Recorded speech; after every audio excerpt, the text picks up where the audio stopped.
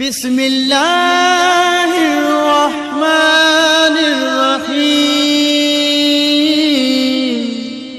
أعوذ بالله السميع العليم من الشيطان اللعين الرجيم. بسم الله الرحمن الرحيم. الحمد لله رب العالمين وصلى الله على محمد وآل الطيبين الطاهرين. أما بعد قد قال الله الحكيم في القرآن الكريم. بسم الله الرحمن الرحيم. شهر رمضان الذي أنزل فيه القرآن. السلام علیکم ورحمۃ اللہ وبرکاتہ. مومنین کرام، گفتگو اسان جی ماہ مبارک رمضان کے وداع کے حوالے سے ہلی رہی ہے. ان سلسلے میں اسان امام زین العابدین علیہ السلام جی صحیفہ سجادیہ میں جکا ماہ مبارک کے الوداع طور دعا امام علیہ السلام پڑھی ہے ऐं दुआ कई आहे माह मुबारक खे विदा कंदे. उन जे सिलसिले में कुझु उन जा जुमिला असां गुज़िश्ता नशिस्त में अर्ज़ु कया ऐं उन सिलसिले खे असां अॻिते वधायूं था. 45 नंबर दुआ आहे या सहीफ़ा सजादिया जी. 44 नंबर इनका अॻु में इस्तक़बाल माह रमज़ान जी दुआ आहे ऐं उनखां बाद में जेका जी सां कुझु वज़ाहत करे रहिया आहियूं उहा 45 नंबर दुआ आहे. दुआए विदाए माह मुबारक रमज़ान. गुफ़्तगू असांजी थिए पई इमाम अलैहिस्सलाम 20 सलाम कया आहिनि मुख़ातिब थी करे माह मुबारक खे ऐं कुझु औसाफ़ बयानु कया आहिनि. अहम सिफ़तूं जेके इमाम इन माह मुबारक जूं उहे शुरू में 2 जेके बयानु कयूं आहिनि त अस्सलामु अलैकुम या शहरुल्लाहिल अकबर व या ईद औलिया. इमाम पोइ बाक़ी जेके ॿियूं सिफ़ात आहिनि ॼण त उहे कुझु वज़ाहतूं आहिनि इन 2 सिफ़तनि जी. हिकु त ए शहरुल्लाह अकबर, अल्लाह जा अज़ीम महीना, वॾा बुज़ुर्ग महीना, ऐं ईद औलिया ए औलिया ख़ुदा जी ईद तो ते मुंहिंजो सलाम हुजे. इमाम अलैहिस्सलाम अॻिते वधंदे असां अर्ज़ु कयूं था इमाम अलैहिस्सलाम जे कुझु जुमलात खे त फ़रमाइनि था अस्सलामु अलैका मिन शहरिन क़रबत फ़ीहिल आमाल.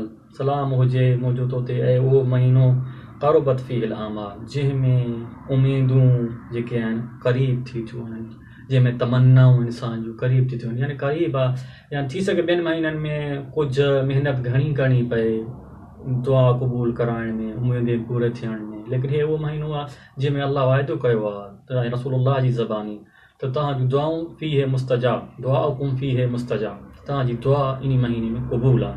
त जेके उमेदूं आहिनि हाजात आहिनि क़रीब तर थी थियूं वञनि हीअ माह मुबारक रमज़ान. या ख़ैर उहा नुशरत फ़ीहिल आमाल जंहिंमें आमाल जेके आहिनि उहे नशर कया था वञनि, यानी आमाल जेके अल्लाह खे पसंदि आहिनि उहे छायल हुजनि था इन माह मुबारक रमज़ान. अस्सलामु अलैका मिन करीनिन जल्ल क़द्रुहु मौजूदन. मुंहिंजो सलाम हुजे तो ते तूं अहिड़ो मुंहिंजो बहितरीनु साथी आहीं जल्ल क़द्रुहु मौजूदन जेको जर मौजूदु हो त तमामु घणी अज़ीम मंज़िलत ऐं क़द्र मंज़िलत तमामु घणो एतिराम लाइक़ु हो. उनजी मंज़िलत अज़ीम हुई, उनजी जेका मौक़ियो ऐं मंज़िलत असांजे दिलनि में तमामु घणी हुई. इज़त ऐं एतिराम हो उनजे लाइ जॾहिं असां वटि असांजे दरमियान मौजूदु हुयो. व अफ़जा फ़क़्दुहु मफ़क़ूदन ऐं जॾहिं असांजा खां जुदा थी वियो त असांजे दिलनि खे हिकु असरु छॾियो. अफ़जा फ़क़्दुहु मफ़क़ूदन हिकु अहिड़ो असरु छॾियो जो दर्दनाक असरु छॾियो. असांजूं दिलियूं दर्दनाक आहिनि, दिलनि में दर्द आहे उनजी जुदाई जो जेको हलियो वियो आहे महीनो. व मरजूबिन ऐं उहो वजूद जंहिंजी उमेद ई आलम फिराकू ऐं जंहिंजी जुदाई दर्दनाक साबित थी आहे. इमाम अलैहिस्सलाम कहिड़े नमूने माह मुबारक रमज़ान खे मुख़ातिब थियनि था त असांखे तुंहिंजी जुदाई ॾाढी सख़्तु पई थी गुज़रे जो तो जहिड़ो मुबारक महीनो असांजे दरमियान वञी रहियो आहे. अस्सलामु अलैका मिन अलीफ़िन ए उहो महीना जेको महबूब आहे असांखे. आनस मुक़बिलन फ़सर जॾहिं आयो त असां ॾाढा मानूस थी वियासीं उन महीने खां. फ़सर असांजी दिलि खे ख़ुशि करे वियो, असांजी क़ल्ब राहत महसूसु करे पई जॾहिं इहो महीनो हुयो. औहश मुनक़ज़ियन फ़मज़ लेकिन जॾहिं उहो हलियो वियो, गुज़री वियो, इख़्तिताम थी वियो उनजो त असांखे अकेलो करे वियो.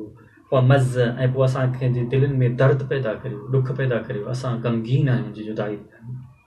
अस्सलामु अलैका मिन मुजाविरिन रक़्क़त फ़ीहिल क़ुलूब ए उहो बहितरीनु साथी मुंहिंजो तो ते सलाम हुजे जो अहिड़ो साथी साबित थियो जो रक़्क़त फ़ीहिल क़ुलूब जंहिंमें दिलूं जेके इंसान जूं नरम ऐं रक़ीक़ बणिजी थियूं वञनि. छो जो इंसान तिलावत क़ुरान करे थो, इबादत ख़ुदा करे थो, रोज़ो रखे थो. इहे सभु शयूं इंसान जी दिलनि खे नरम दिलि बणाइनि थियूं, इंसान जी दिलनि खे रक़ीक़ बणाइनि थियूं, इबादत ॾांहुं माइल कनि थियूं, ख़ुदा ॾांहुं माइल कनि थियूं. इन जे करे माह मुबारक रमज़ान जो अहम मक़सदु नुज़ूल क़ुरान, रोज़ो ख़ुदि तहज़ीब ऐं तक़वा जो सबबु, नुज़ूल क़ुरान, क़ुरान जी तिलावत, इबादत, दुआऊं, इहे सभु सबब आहिनि. इंसान अल्लाह जे क़रीब थिए थो, गुनाहनि खां परे थिए थो.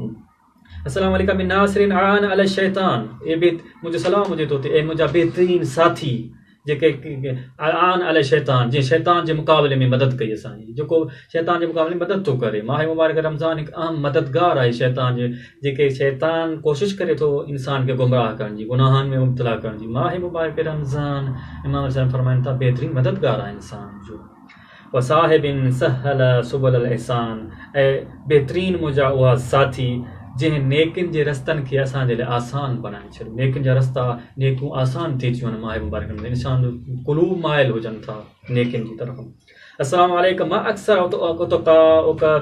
उतक़ाउल्लाह फीक वमा असअद मर रआ हुरमतक बिक मुंहिंजो सलाम हुजे तो ते ए उहे ज़माना जंहिंमें जहन्नम खां आज़ादु थियण वारा केतिरा घणा आहिनि केतिरनि बंदनि खे अल्लाह इन महीने में जहन्नम जी बाहि खां आज़ादु करे छॾे थो इंशाअल्लाह गुफ्तगू आईंदा नशिस्त में कुझु वधीक जुमिला अर्ज़ु कंदासीं साइफ़ सजादिया जी 45 नंबर जो आहे तेसिताईं इजाज़त चाहूं था अस्सलामु अलैकुम।